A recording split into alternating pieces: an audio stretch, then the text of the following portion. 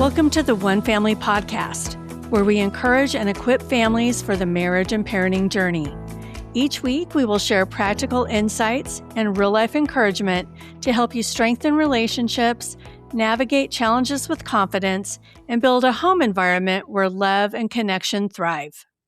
Today, we're going to share a topic that almost every parent encounters, but very few really talk about openly or even realize is a dynamic in their home. And that's the tension between permissive and authoritarian parenting styles. Have you ever felt like one parent is always the fun one while the other one is always the disciplinarian? Or do your kids seem to know exactly which parent to ask for permission and which parent to avoid? Or maybe you've noticed your children pushing boundaries and you're not sure why. If any of that sounds familiar, we're going to talk about how finding balance in these parenting styles can transform your marriage and your child's behavior too. Parenting styles are not just about rules or discipline. They shape the emotional climate of your home environment. So when parents are unified and balanced, children feel secure. When parents are divided, children feel uncertain. Kids don't thrive in tense or unbalanced home.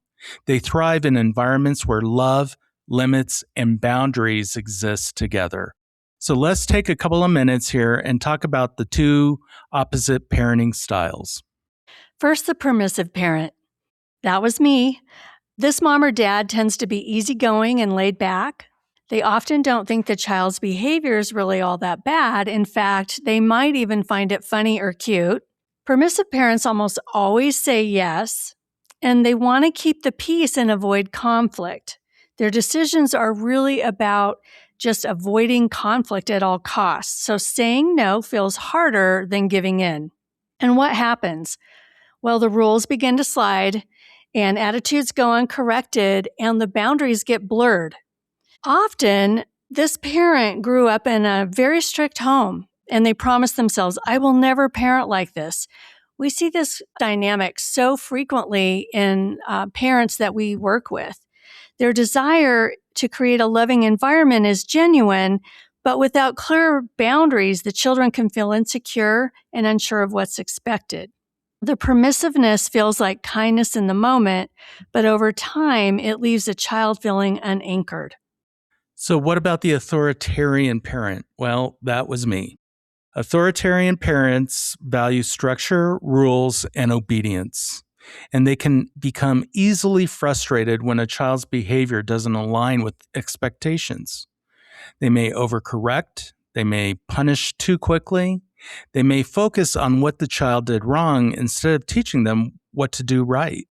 Interestingly, many authoritarian parents grew up with too little structure in their home and are determined to create order and discipline in their own homes. But authority without warmth can lead to outward obedience, but inward resentment. Children may comply, but they disconnect. Rules without relationship create distance, not trust. When these parenting styles collide in marriage, things get especially challenging. When one parent is permissive and the other is authoritarian, the children are getting mixed messages. One parent says no, the other one says yes. One enforces and the other one comes to the rescue. And quickly, a couple roles form, the good guy and the bad guy. This dynamic doesn't just confuse children, it strains marriages. Kids learn who to ask and who to avoid.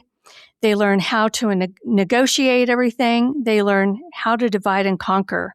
And instead of unity, the home becomes a place of constant negotiation. So this was our experience. I was authoritarian, Shelley was permissive, and consciously and subconsciously, we were working against each other. And oftentimes we were overcompensating for each other. So that would mean the more I saw Shelley being permissive with the boys, the more authoritarian I became. And then the more authoritarian I was, the more permissive Shelley became. And we had this dynamic going, and we didn't really realize it oftentimes. So just like that, Shelley became the good guy, and I became the bad guy. And obviously, this isn't what we wanted for our marriage, and certainly it wasn't healthy for our boys. So we decided to make a change. We began spending intentional time, what we call couch time. We'll be talking about couch time in more detail in an upcoming podcast. But we began by doing this intentional time and talking about our parenting approaches. We talked about the strengths in each of our styles. We talked about how we could support one another and how we could prevent this good cop, bad cop dynamic. And we worked towards a unified approach. It did not take long for our boys to notice the difference. What they saw was consistency, they saw reasonable expectations, and they saw unity. And the atmosphere in our home began to change. And also, our boys' good behavior became a lot more consistent. How does the imbalance affect your children? When parenting styles remain unbalanced, children respond in some predictable ways. Some develop contempt for authority and they ignore instructions, not just at home, but with teachers and other adults too. Others constantly test boundaries. They negotiate, they push the limits. They try to determine where the real line actually is and how much they can get away with. And many children feel anxious without even realizing why. When boundaries shift, depending on the parent, kids don't feel free, they actually feel uncertain. Children push boundaries not because they're looking for control, but because they need clarity. So the key is finding the balance. The goal isn't choosing one style over the other, but the goal is blending the best of both styles. Healthy parenting focuses on connection and relationship.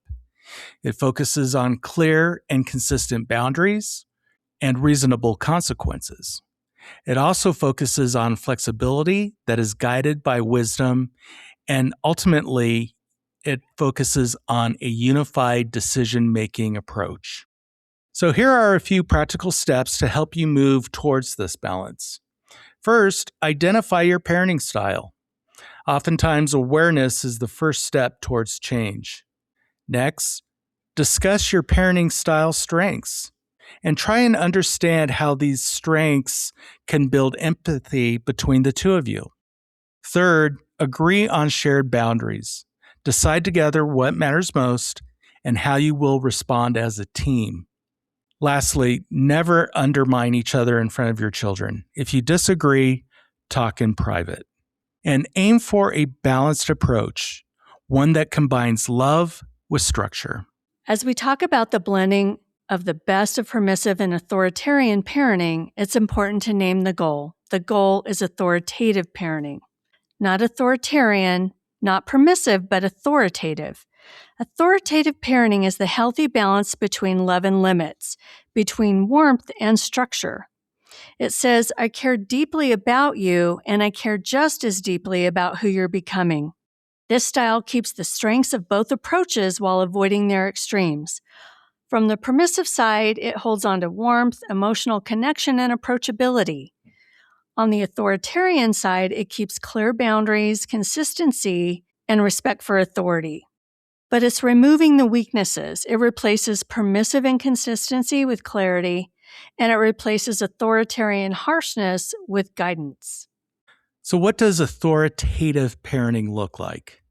Authoritative parents set clear expectations, and they explain the why behind the rules, the practical and moral reasons why. They enforce consequences calmly and consistently. They maintain connection even during correction, and they encourage, affirm, and praise proper behavior. And instead of ignoring misbehavior, they address it with calm firmness. And instead of punishing in anger, they discipline with purpose. Why does the balance matter? It matters because kids raised with authoritative parenting don't just learn to obey, they learn to think. They learn to be respectful and to self-regulate. They feel secure because boundaries are predictable, the love is consistent, and correction gets them back on track by teaching them what is expected and appropriate behavior. They learn that authority isn't something they need to fear, that it's something that guides and protects. So here's a simple challenge for this week. Have one intentional conversation with your spouse about your parenting styles. Then identify one area where you can become more unified and balanced. And then choose consistency over convenience. Thank you for joining us today on the One Family podcast. If our conversation encouraged you, please be sure to subscribe and share this episode with someone who could use the support. And be sure to visit us on our website, onefamilyhwl.org. Remember, healthy families don't happen by accident. They're built with intention, perseverance, and love. So until next time, keep investing in what matters most, your one family.